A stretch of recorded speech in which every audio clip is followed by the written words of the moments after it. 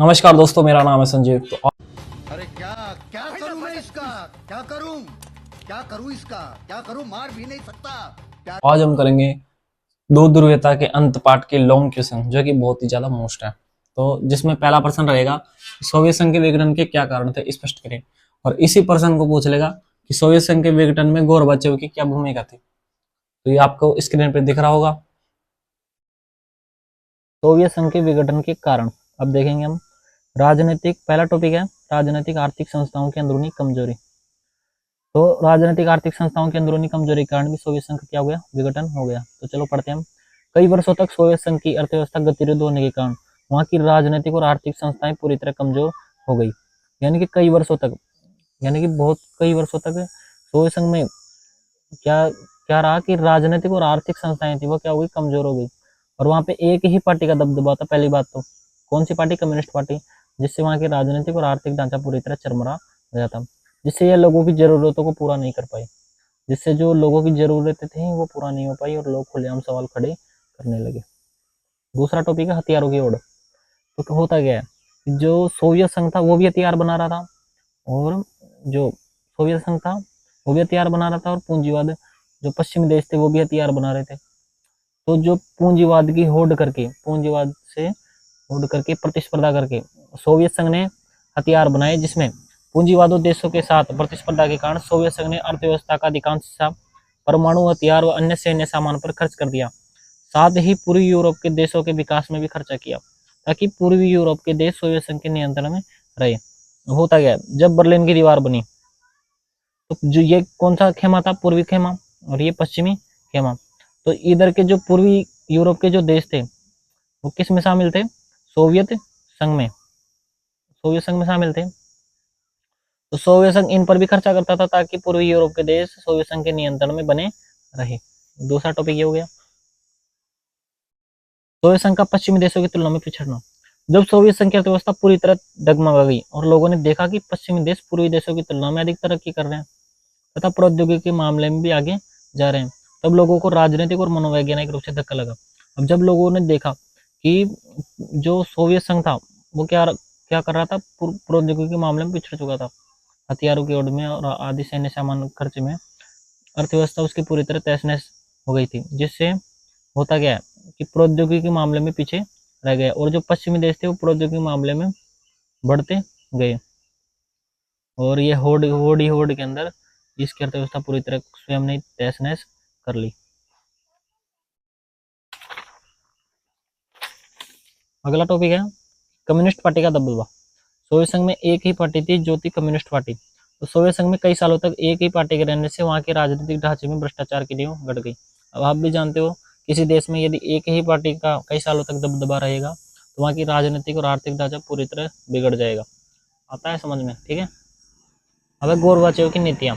आपको बताओ, गोरबाचेव ने दो नीतियां चलाई थी। गोरबाचेव ने सोवियत संघ में सुधार के लिए पेरेस्ट्रोइका और ग्लासनोस्ट जैसी नीतियों को अपनाया। इन नीतियों के जरिए गोरबाचेव ने बाहरी देशों के साथ खुलेपन को बढ़ावा देना चाहा, लेकिन कम्युनिस्ट पार्टी के नेताओं ने इस प्रकार की नीतियों का विरोध किया।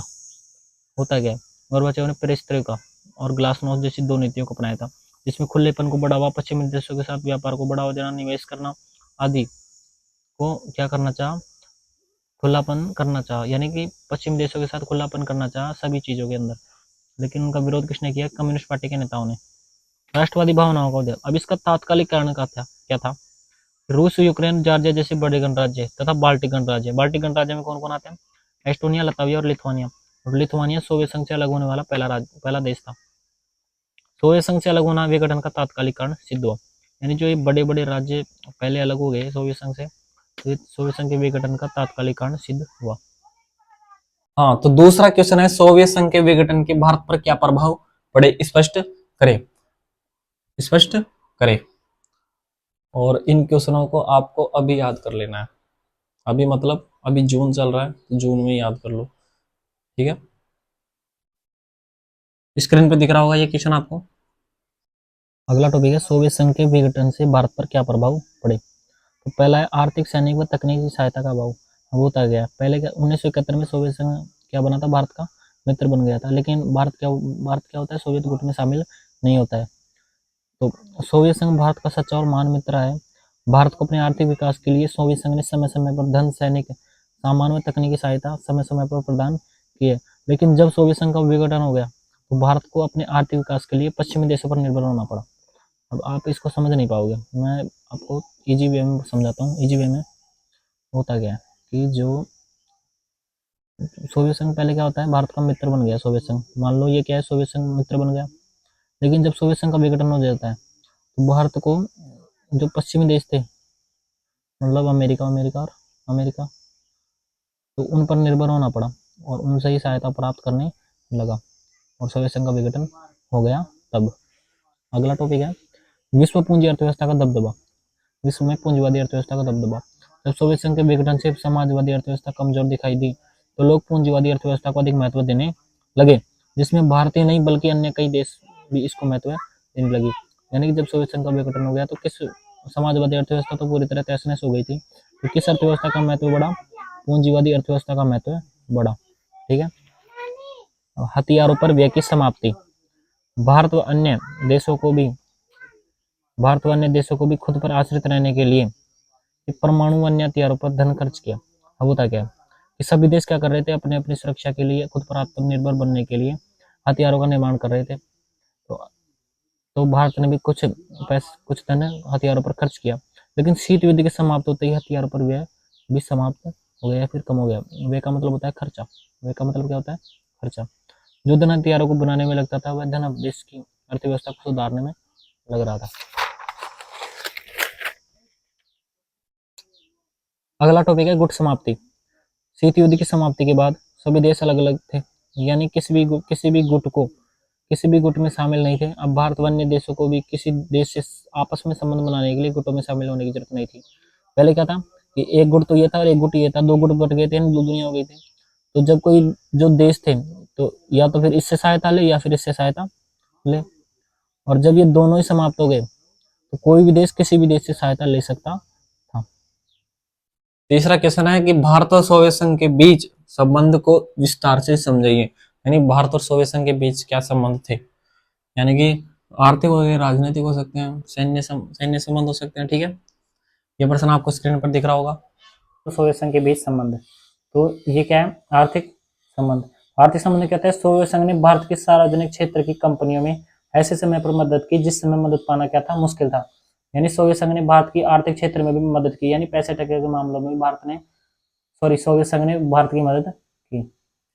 भारत में जब विदेशी मुद्रा की कमी आ गई, विदेशी मुद्रा की कमी आ गई, तब सोवियत संघ ने रुपए को माध्यम बनाया, रुपए को माध्यम बनाकर व्यापार किया। किसके साथ, भारत के साथ। तो ये आर्थिक संबंध हो गए।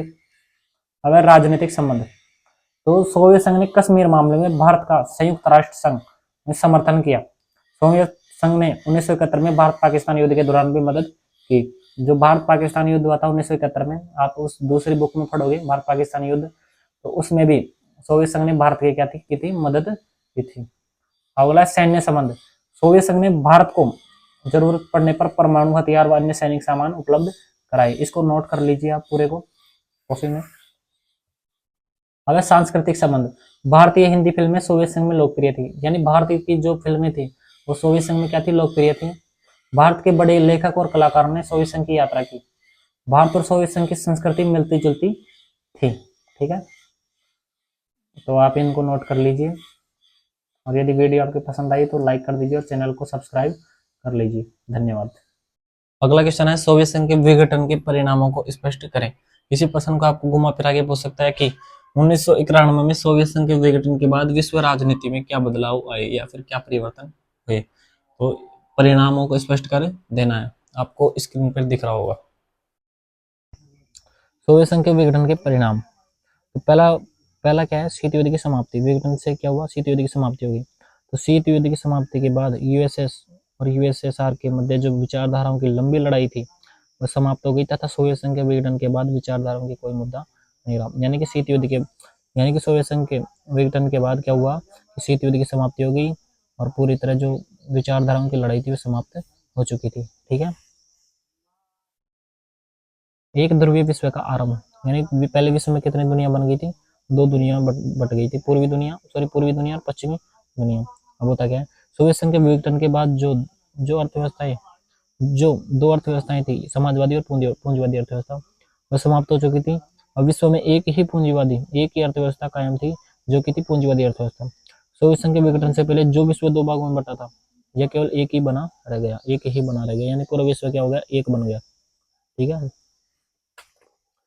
अगला है पूंजीवादी अर्थव्यवस्था का दबदबा। सोवियत संघ के विघटन के बाद जो विश्व में दो अर्थव्यवस्थाएं थी, वह विघटन के बाद केवल विश्व में पूंजीवादी अर्थव्यवस्था का दबदबा था। विश्व में अधिकतर देश इसी अर्थव्यवस्था को महत्व देने लगे, यानी पूंजीवादी अर्थव्यवस्था का महत्व बढ़ गया सोवियत संघ के विघटन के बाद, क्योंकि समाजवादी अर्थव्यवस्था पूरी तरह तहस नहस हो चुकी थी।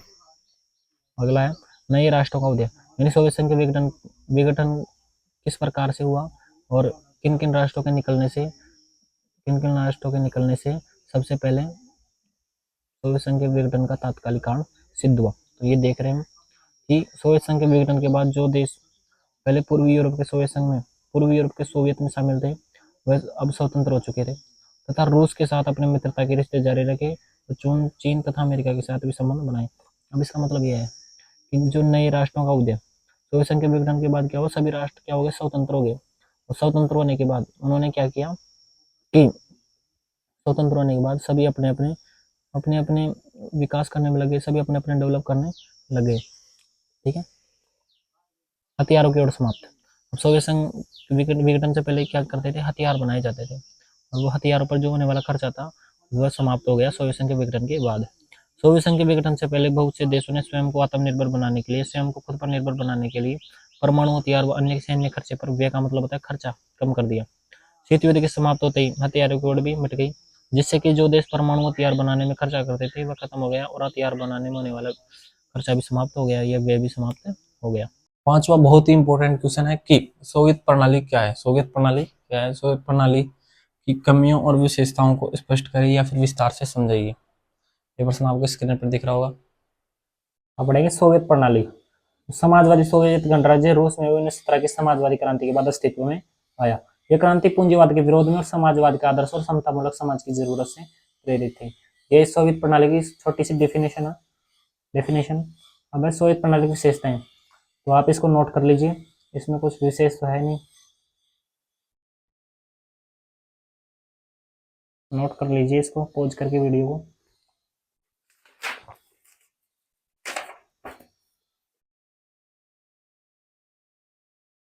ये सोवियत प्रणाली कमी हो गई, इसमें ज्यादा कुछ खास है नहीं, मैंने बता रखा है पहले की वीडियो में। खत्म हो गया भैया मैटर।